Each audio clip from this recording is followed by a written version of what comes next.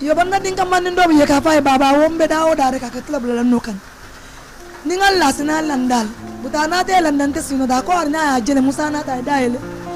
ay lampo mala ay ajenda basinol ay isan so junjun nda be dame ana albula ma fon ay mato faras ay alakan ay bunda takin o ko ya uli be fala o ulta banda ay bunda stamp bunda tinyat nda baraka so be lar na to dum dimbako dimbale mbalo janganta be janganta. This harrowing incident not only stunned the community, but also sparked concerns about how a child could mistreat his mother in such a manner. Musa has been accused of causing distress to his mother by frequently bringing his girlfriend into the house.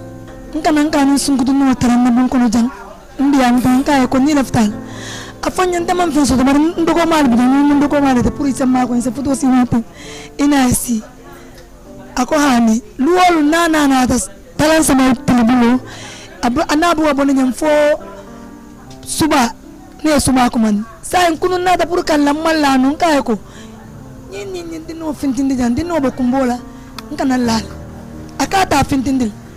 Miss Jane says she had warned the girl not to come to her house. According to her son saw her no respect as he continued to bring his girlfriend into the house where he lives with his mother and siblings. Neighbors intervened to extinguish the fire and save the lives of people in the house, including the mother who was Musa's target. She denies that her son's actions were due to mental illness. Bima soso ba legi fa tabarakallahu danaka shebinti yes dundu nako xeetu mbon gu ne gis naa boo yi di ko def waaye taal sa ndey ngir aw taat maa ngi koy soog a gis ci réew mi yow kët goo moomut nga nekk fa ak sa kilifa nan nga fay mën a xëddee jigéen joo takkagul mu dëkk fa man yéen li leen taat jëral fa ma yim loolu foog nga ni kilifa gu ragal yàlla dana ko nangu ci këtam sa yaay jooj boo ko rayoon xàjjana la jëm kenn du ko xisaab léegi femme bi taxoon mu lakk ndeyam nag man laa bëgg a xam fu mu mujjeeg moom seen bëggeel fa mujjee ruus wala ñu ngi loofante ba léegi parce que xam naa ni jigéen ji bu fekkee ne mu ngi ñor bés boobu nga koy gëj a dégg góor gu xam xolu ñeex ndeyam ci néeg tëj ko di ko suusal xanaa kon yow bu ngeen duuloo fa lay lekk toj yu ne saasaa yaa ngi koy def waaye nekk bandi fa am ay leebul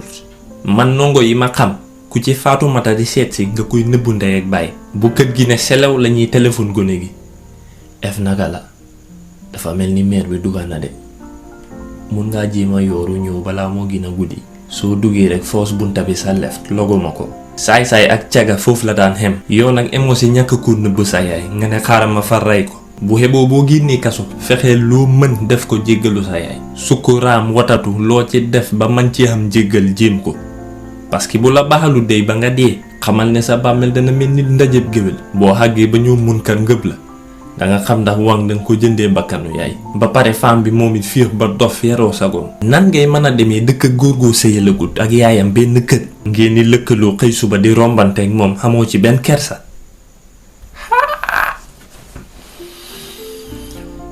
fa xam ni ñoo xam ne mbaam saxalante ne ci xelaat yi ngeen ni seetaan ci net bi moo tax ngeen dem ba fonu tubaab ngeen mbir moo xam ne bu takkee la ci war a xewlu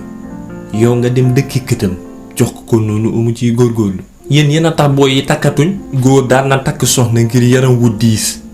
di yëg ay filin yu xam doole yoo xam ne xàttanatu ko daal di takk soxna di ci bànneexu pour sutural boppam léegi nag moom xëdi yombale yi fi bëri ràcc rek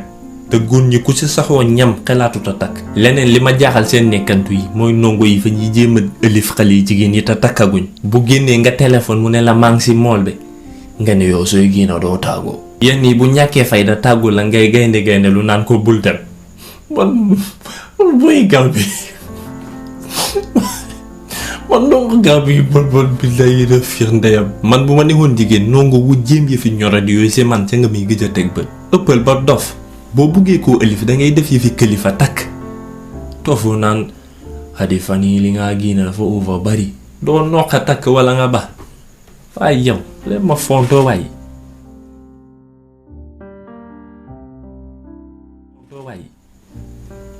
boo am na benn daara bu nekk Bakaw fii nii ci gannaaw stadium bi dafa nekk in a very bad condition daara bi is almost free I would say cause xale yi lu ñoo fay is almost nothing te ci la gaay di fay ustaas yeeg yu noonu So yeah, so I made the means to help, you can do something for them. So ko defee sa boppa nga ko defal, yeah. Also don't forget to like, don't forget to share. Peace.